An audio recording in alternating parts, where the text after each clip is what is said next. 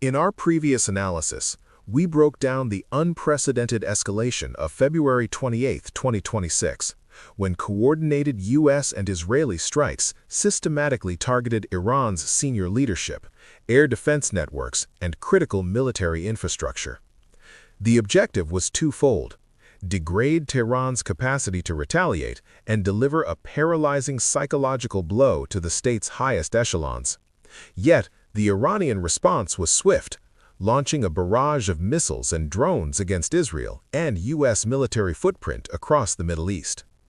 Despite the death of Supreme Leader Ali Khamenei, the Iranian state did not fracture.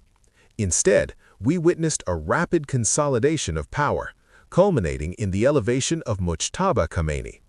Within days, this regional decapitation strike metastasized into a global strategic shock, directly threatening international energy markets and maritime choke points like the Strait of Hormuz.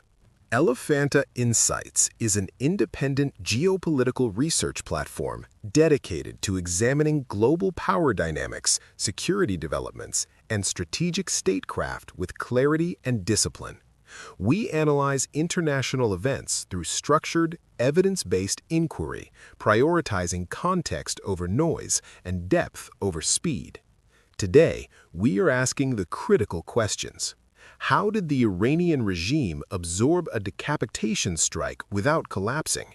Why does a narrow strait in the Middle East dictate the cost of living globally? And what does the strike on Diego Garcia mean for the future of military deterrence? Despite the sudden loss of its supreme political authority, Iran's institutional architecture proved its redundancy. The Islamic Republic is designed with overlapping power structures.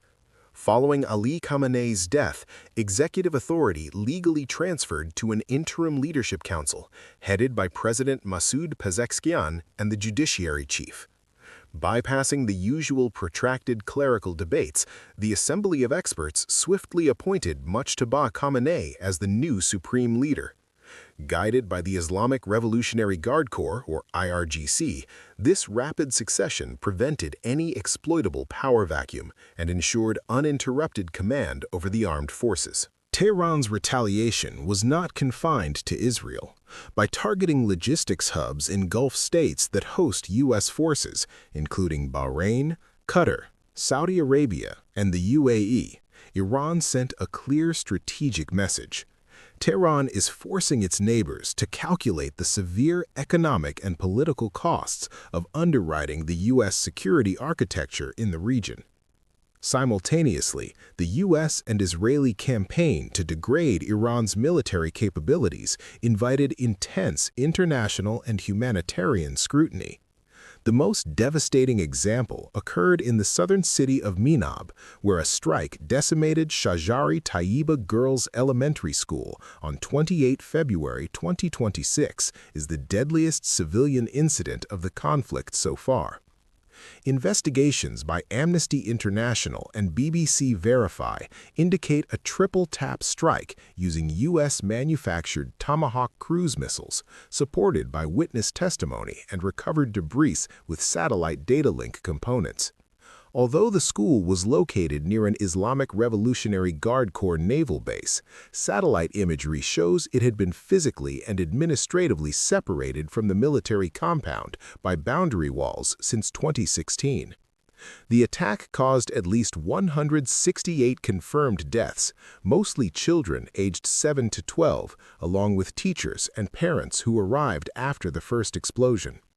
The incident has intensified global debate over outdated intelligence and AI-assisted targeting under international humanitarian law, as proximity to a military site does not remove the obligation to take precautions and distinguish between military objectives and clearly established civilian facilities. Before we analyze why the Strait of Hormuz can influence the global economy and why Karg Island is suddenly back in the headlines, we must first look at the map of the Middle East. This sprawling geopolitical theater includes nations like Saudi Arabia, Egypt, Israel, Syria, Jordan, and the Gulf states. But Iran sits at its absolute center, acting as a natural fortress on the Iranian plateau. Geographically, Tehran shares direct land borders with 7 sovereign nations. To its west, it is flanked by Iraq and Turkey. To its north, it borders the post-Soviet states of Armenia, Azerbaijan, and Turkmenistan alongside the Caspian Sea. To its east, it is bounded by Afghanistan and Pakistan. However, its southern geography is what truly dictates global power. Here, Iran commands the coastline of the Persian Gulf and the Gulf of Oman, sharing close maritime borders with Kuwait, Saudi Arabia, Bahrain, Qatar, the United Arab Emirates, and Oman. This central position means any instability inside Iran instantly entangles its immediate neighbors and the broader Middle Eastern security architecture. As the economic shockwaves of the Hormuz closure intensified, U.S. President Donald Trump issued a direct appeal to NATO and European allies, requesting international warships to help reopen and secure the strait. The response from the West was a resounding refusal. Fearing they would be dragged into an open-ended regional war, European nations declined to deploy their naval forces. Even the United Kingdom, a nation Trump had previously praised as the Rolls-Royce of allies, rejected Washington's call to arms.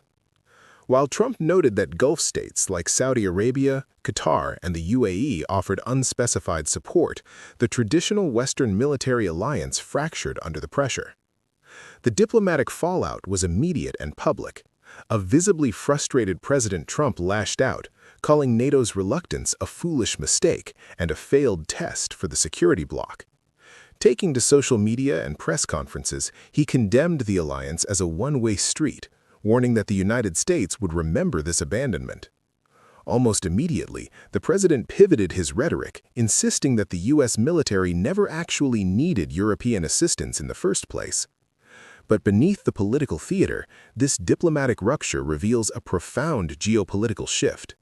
It demonstrates that while Washington possesses the unilateral power to initiate a decapitation strike, it can no longer guarantee the unconditional backing of its traditional allies, especially when the economic costs of war become too high. The news cycle is currently dominated by Karg Island because it has become the focal point of a massive military escalation between the U.S. and Iran. Following a series of high-stakes precision strikes in mid-March, President Trump announced that the U.S. had obliterated Iranian military targets on the island while intentionally sparing the oil infrastructure as a warning. This tiny coral outcrop is the literal lifeblood of Iran's economy, acting as the terminal for nearly 90% of its crude oil exports to the global market. Reports now suggest a potential ground invasion is on the table, with thousands of U.S. Marines moving into the region to potentially seize the island and choke off Tehran's primary revenue stream. Iran has responded to these threats by effectively locking down the Strait of Hormuz, a move that has sent global oil prices into a tailspin.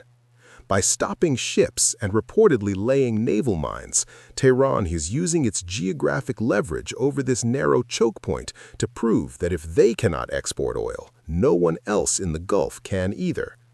Iran has formally permitted transit for a select group of friendly nations, specifically granting safe passage to vessels from India, China, Russia, Pakistan, and Iraq. While these ships can now navigate the waterway through a coordinated toll booth system, vessels from the U.S., Israel, and their allies remain strictly barred as Tehran asserts its sovereignty over the strait. This blockade isn't just about military posturing, it is a desperate economic counterpunch designed to force the West into a ceasefire by threatening a total global energy collapse. In the final installment of this series, we will shift our focus from the kinetic exchange of missiles to the silent, systemic ripples currently tearing through the fabric of the global marketplace. We will move beyond the headline-grabbing $112 per barrel peak to examine the long-term deglobalization of energy, a structural shift where the security of a trade route is no longer assumed but must be purchased at an increasingly unsustainable premium. From the rising cost of industrial manufacturing in Guangzhou to the spiking utility bills in Berlin and the inflationary pressures on food security in the global south, the economic fallout of the 2026 Iran-US-Israel war is proving that in a hyper-connected world, there is no such thing as a localized conflict. We will analyze how this strategic shock is forcing a total reevaluation of just-in-time supply chains and whether the era of cheap, predictable maritime transit has officially come to an end.